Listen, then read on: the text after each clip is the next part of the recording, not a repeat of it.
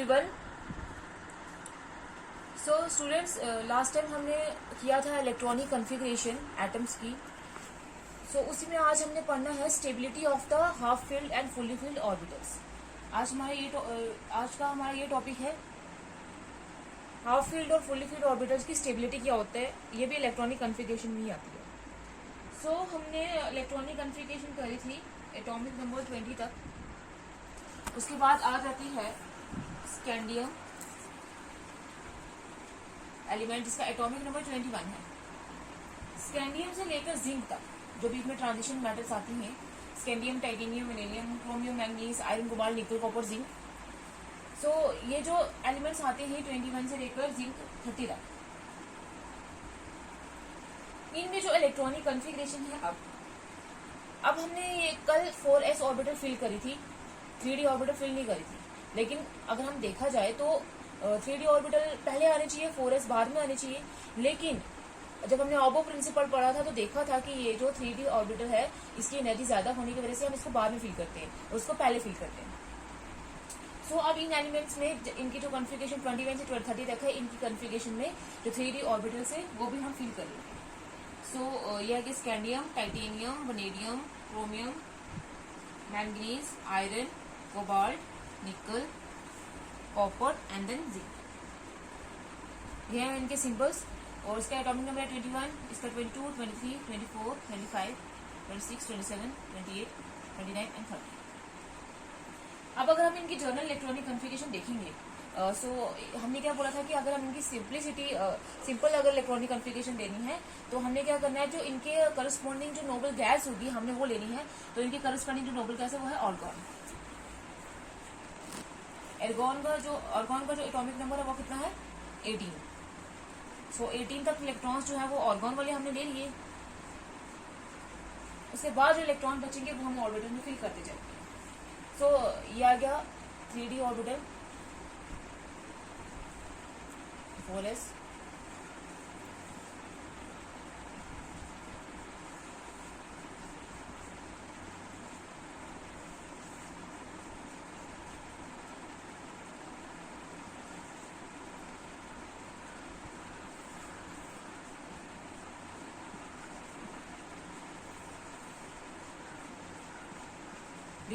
D सब shell में 5 orbitals आते हैं।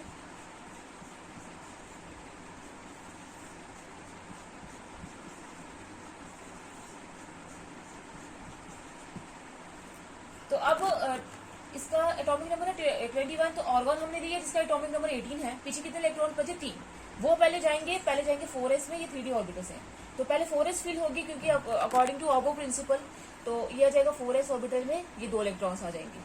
बाकी जो 1 इलेक्ट्रॉन बचा चला जाएगा वो चल जाएगा किसमें 3d में। तो इसकी कॉन्फ़िगरेशन क्या होगी 3d1 4s2। वैसे ही ये 2 इलेक्ट्रॉन इधर रहेंगे और अब 22 हो गया तो 1 इलेक्ट्रॉन और आ जाएगा तो क्या आ जाएगा 3d2 4s2। ये 4s2 3d2 कुछ भी ले सकते हो आप।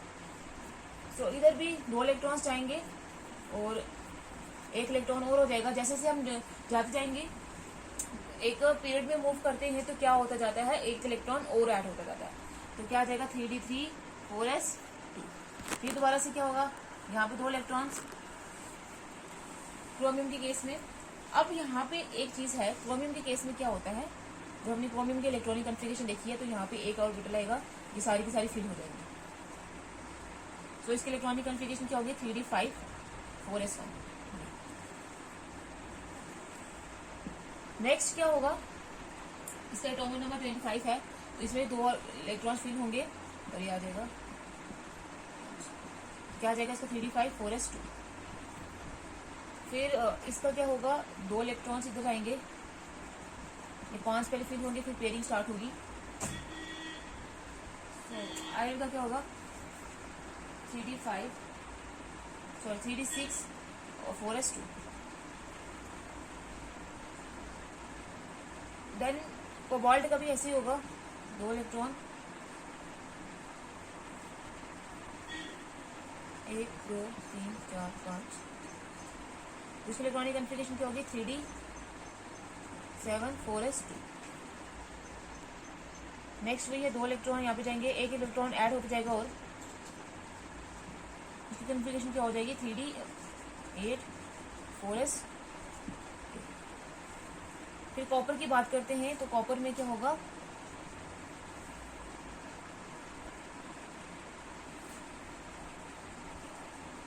1 2 3 4 5 6 29 इसका एटॉमिक नंबर है तो 18 हो गया, तो मतलब हमें 10 कितने इलेक्ट्रॉन्स और बने हैं, 11 इलेक्ट्रॉन्स और बने हैं। तो कितने हो गए 1 2 3 4 5 6 7 8 9 10 11। फिर देन ऑर्गन का केस आएगा, जिंक का केस आएगा, तो इसकी कॉन्फ़िगरेशन क्या होगी 3D 10 4s1।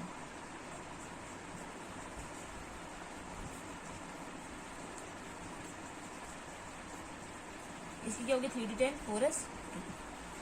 अब ये तो कॉन्फ़िगरेशन जो हमें दिखाई दे रही है, ये वाली और ये वाली, बाकी सारों में जैसे इलेक्ट्रॉन जाने चाहिए थे वैसे ही गए हैं, लेकिन इसमें 3D 4 होनी चाहिए थी और 4s2 होनी चाहिए थी, और इसमें 3D 9 होनी चाहिए थी और 4s2 होनी चाहिए थी। अब ये कॉन्फ़िगरेशन ऐसे क्यों नहीं होती है वही हम देखेंगे, तभी हमने ये टॉपिक लिखा है stability of the half field and fully filled orbitals. वो हम इनकी एग्जांपल लेके डिस्कस करेंगे।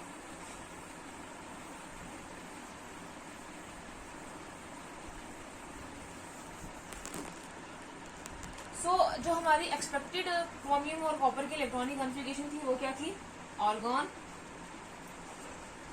3D 4 4s2, 4s पहले भरने होंगे पूरी फील्ड, और इसकी क्या थी आर्गॉन 3D 9 4s2, ये कॉन्फ़िगरेशन थी। लेकिन इसकी कॉन्फ़िगरेशन होती क्या है, argon 3D 5 4s1 and argon 3D 10 4s1।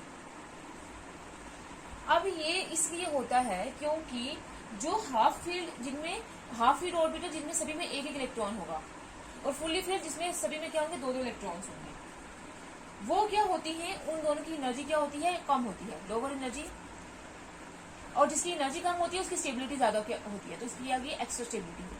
Jin orbitals में सभी ऑर्बिटल्स फील्ड होंगे, जैसे अगर पी ऑर्बिटल्स है, अगर तीनों पी ऑर्बिटल्स सिंगली फील्ड होंगे, और अगर डी ऑर्बिटल्स है, अगर सारे डी ऑर्बिटल्स जो है वो सिंगली फील्ड होंगी, और सारी ऑर्बिटल्स जो है अगर वो सभी 2 इलेक्ट्रॉन्स होंगे, पूरी फील्ड होगी, अगर हाफ फील्ड होगी और पूरी फील्ड होगी तो उनकी जो एनर्जी होती है वो कम होती है, जिसकी वजह से उनकी स्टेबिलिटी क्या होती है, ज्यादा होती है। इसी वजह से हम बोलते हैं कॉन्फ़िगरेशन D5 D10 F7 और F14, क्योंकि F शेल में 14 इलेक्ट्रॉन जाते हैं, 7 ऑर्बिटल होते हैं, तो ये हो गया फुल्ली फील्ड, ये हो गया हाफ फील्ड, ये हो गया फुल्ली फील्ड, और ये D5 और D10 है ये फुल्ली फील्ड, और ये क्या हो गया हाफ फील्ड। सो ये जो हाफ फील्ड और फुली फील्ड ऑर्बिटल्स होते हैं वो क्या होते हैं, ज्यादा स्टेबल होते हैं। तो ज्यादा स्टेबिलिटी अटेन करने के लिए क्या होता है कि जो हमारे एक्सपेक्टेड कॉन्फ़िगरेशन होती है इसमें एक इलेक्ट्रॉन बाकी है हाफ फील्ड होने के लिए, तो ये इलेक्ट्रॉन जंप करके चला जाता है इधर, और वैसे ही ये इलेक्ट्रॉन जो है इसको फुली फील्ड होने में एक इलेक्ट्रॉन चाहिए, तो ये क्या करता है, एक इलेक्ट्रॉन जंप करके क्या कर देता है, इधर चला जाता है, किसके लिए, स्टेबिलिटी अटेन करने के लिए। तो इसी वजह से जो क्रोमियम और कॉपर की जो इलेक्ट्रॉनिक कॉन्फ़िगरेशन है वो एक्सपेक्शन जो है सभी से अलग है इसकी इलेक्ट्रॉनिक कॉन्फ़िगरेशन। तो ये किस लिए है, क्योंकि जो एक्स्ट्रा स्टेबिलिटी है हाफ फील्ड और फुली फील्ड ऑर्बिटल्स की। तो अब ये एक्स्ट्रा स्टेबिलिटी जो हाफ फील्ड और फुली फील्ड ऑर्बिटल्स की है ये किसकी वजह से है, 2 रीजन की वजह से है। एक रीजन है सिमेट्रिकल डिस्ट्रीब्यूशन,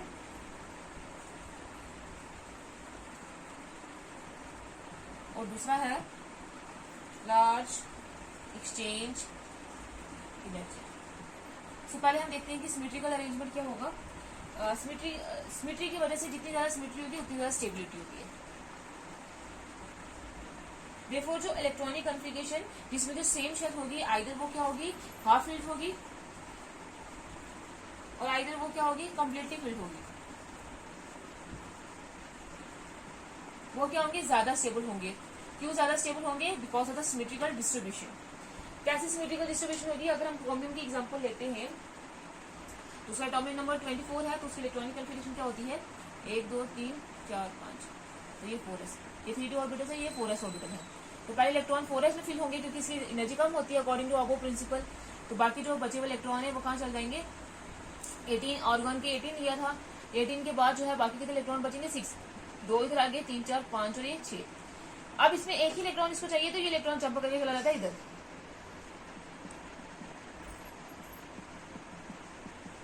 अब ये सारे क्या हो गए, सिंगली फील्ड हो गए। अब इनमें क्या आ गया, सिमेट्री आ गया। तो जितनी ज्यादा सिमेट्री होगी उतनी ज्यादा ये स्टेबल होंगे, इसी वजह से इलेक्ट्रॉन जो है जंप करके चला जाता है इधर, 4s से चला जाता है 3d में, और जो इलेक्ट्रॉन की डिस्ट्रीब्यूशन होती है वो ज्यादा सिमेट्रिकल हो जाती है, इसलिए इसकी इलेक्ट्रॉनिक कन्फिगरेशन ये ना होके ये वाली होती है।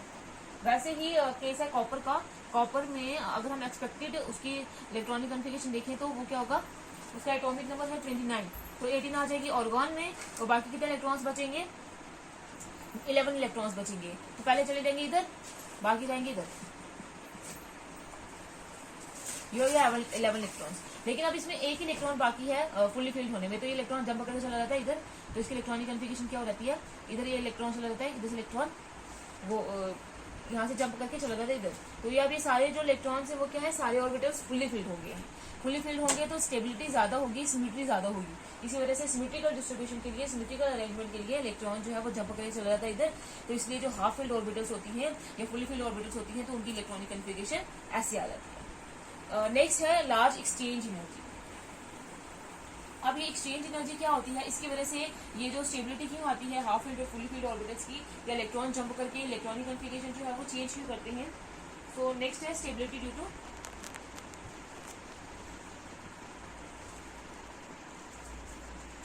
Exchange energy.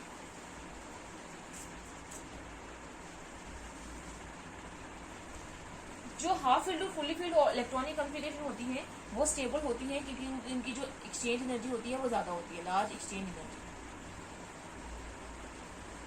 अभी हम बोल रहे हैं कि फुली फील्ड और जैसे इलेक्ट्रॉनिक कन्फिगरेशन आनी चाहिए थी, वैसे तो नहीं आ रही, लेकिन अब उसको सपोर्ट करने के लिए कि क्या रीजन है जिसकी वजह से ये फुली फील्ड और हाफ फील्ड ऑर्बिटल्स होते हैं और ये स्टेबल क्यों होते हैं, ऐसा क्यों होता है। फर्स्ट हमने देखा सिमेट्रिकल डिस्ट्रीब्यूशन के लिए, सेकंड है एक्सचेंज एनर्जी की वजह से।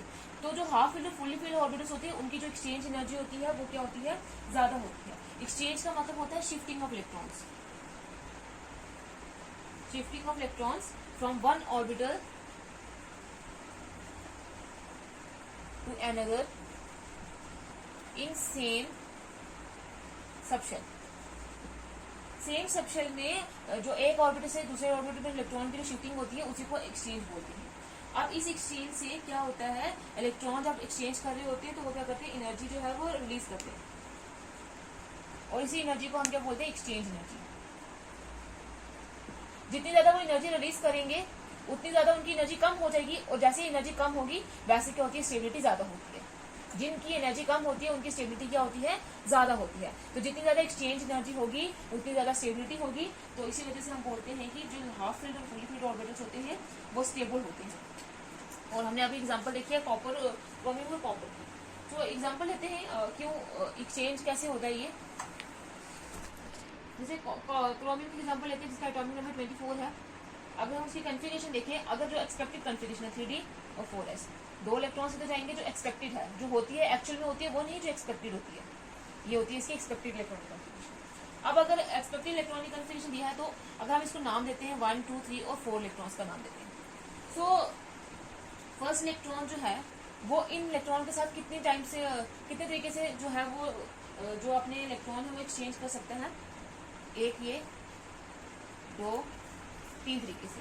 फर्स्ट इलेक्ट्रॉन जो है वो 3 तरीके से कर सकता है, 3 मेथड से अपने इलेक्ट्रॉन जो है एक्सचेंज कर सकता है। फिर जो सेकंड ऑर्बिटल है, जो नेक्स्ट इलेक्ट्रॉन है,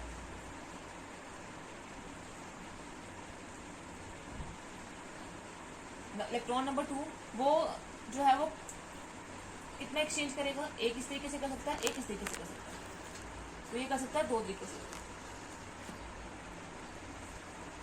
वैसे ही अगर हम नेक्स्ट देखें, जो फोर्थ इलेक्ट्रॉन है, थर्ड इलेक्ट्रॉन है, थर्ड इलेक्ट्रॉन क्या करेगा,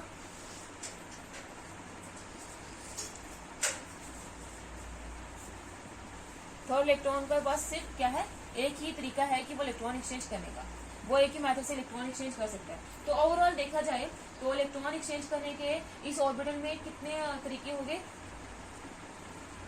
3 से ये कर सकता है, 3, 2 और 1, कितने हो गए, 6 तरीके हैं इनके पास। 6 पॉसिबल अरेंजमेंट है पैरेलल स्पिन की 3d 4 इलेक्ट्रॉनिक कन्फिगरेशन में इलेक्ट्रॉन एक्सचेंज करने की। अब जो इसकी एक्चुअल इलेक्ट्रॉनिक कन्फिगरेशन होती है उसमें हम देखते हैं कि उसमें कितने होते हैं। तो उसमें क्या होता है, 3d 5 होता है, 4s 1 होता है। तो क्रोमियम की एग्जांपल लेते हैं, Z = 24, जिसमें उसकी एक्सपेक्टेड इलेक्ट्रॉनिक कन्फिगरेशन क्या होती है, 3d में कितने होते हैं, 4s में 1 होता है, और 3d में कितने होते हैं, 5। सो ये हमने इलेक्ट्रॉन की नंबरिंग दे दी। तो फर्स्ट इलेक्ट्रॉन के पास कितने तरीके से वो इलेक्ट्रॉन एक्सचेंज कर सकता है, 1 2 3 4। फर्स्ट इलेक्ट्रॉन जो है वो 4 तरीके से कर सकता है। एंड देन सेकंड इलेक्ट्रॉन कितने तरीके से करेगा, 1 2 एंड 3 तरीके से। नेक्स्ट है थर्ड इलेक्ट्रॉन कितने तरीके से करेगा, 1 2। फिर है फोर्थ इलेक्ट्रॉन, वो सिर्फ करेगा 1 तरीके से। तो ओवरऑल पूरे कितने हो गए अरेंजमेंट्स,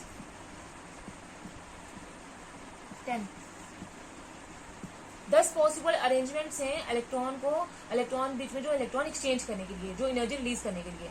और जितने ज्यादा तरीके होंगे इलेक्ट्रॉन एक्सचेंज करने के लिए, उतनी ज्यादा एनर्जी रिलीज होगी, और जितनी ज्यादा एनर्जी रिलीज होगी उतनी ज्यादा स्टेबिलिटी होगी। तो इसलिए 3D ऑर्बिटल जो 3D 5 इलेक्ट्रॉनिक कॉन्फ़िगरेशन है क्रोमियम की, उसमें क्या होता है, ज्यादा पॉसिबल अरेंजमेंट्स होते हैं, जिसकी वजह से हम क्या बोलते हैं कि जो इलेक्ट्रॉनिक कॉन्फ़िगरेशन है ये क्या है, स्टेबल है। वैसे ही एक्सचेंज एनर्जी जो D10 इलेक्ट्रॉन्स की होगी, वो D9 इलेक्ट्रॉन से जो फुल्ली फिल्ड होंगे उनकी जो एक्सचेंज एनर्जी होगी वो ज्यादा होगी एज कम्पेयर टू D9। तो इसलिए कॉपर की जो इलेक्ट्रॉनिक कॉन्फ़िगरेशन होती है वो D10 होती है, 3D10 4s1 होती है। सो एक्सचेंज एनर्जी, जिनकी ज्यादा एक्सचेंज एनर्जी होगी उनकी ज्यादा स्टेबिलिटी होगी। इसीलिए हम बोलते हैं कि जो हाफ फिल्ड और फुल्ली फिल्ड ऑर्बिटल्स होते हैं वो क्या होते हैं, स्टेबल होते हैं। अब ये जो इलेक्ट्रॉनिक कॉन्फ़िगरेशन है ये बहुत ज्यादा इंपॉर्टेंट है। जो केमिकल बिहेवियर है एटम का वो इलेक्ट्रॉनिक कॉन्फ़िगरेशन में ही डिपेंड करता है। केमिकल बिहेवियर, केमिकल कॉम्बिनेशन, जो डिस्ट्रीब्यूशन होती है इलेक्ट्रॉन्स की सबशेल्स में या ऑर्बिटल्स में। और ये जो केमिकल कॉम्बिनेशन है कि इलेक्ट्रॉन को सी रिएक्शन, ये जो कोई एक एटम कैसे रिएक्ट करेगा, कैसे इलेक्ट्रॉनिक कॉन्फ़िगरेशन शो, कैसे वो किसी के साथ केमिकल रिएक्शन शो करेगा, वो इस इलेक्ट्रॉनिक कॉन्फ़िगरेशन पे डिपेंड करती है। जो इलेक्ट्रॉन की डिस्ट्रीब्यूशन होती है शेल में, सब शेल में और ऑर्बिटल में।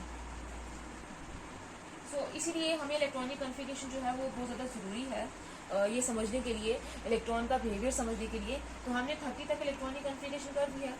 नेक्स्ट अगर हम देखें इसी रो में, ऑर्गन वाली रो में ही, तो उसके बाद और भी एलिमेंट्स आते हैं। जैसे नेक्स्ट जो एलिमेंट है जिंक के बाद आता है गैलियम, फिर आता है जर्मेनियम, फिर आता है आर्सेनिक, फिर आता है सेलेनियम, फिर आता है ब्रोमीन, फिर आता है क्रिप्टॉन। नेक्स्ट आ जाता है नोबल गैस। इसमें इसका एटॉमिक नंबर होता है 31, इसका होता है 32, 33, 34 एंड देन 35, 36।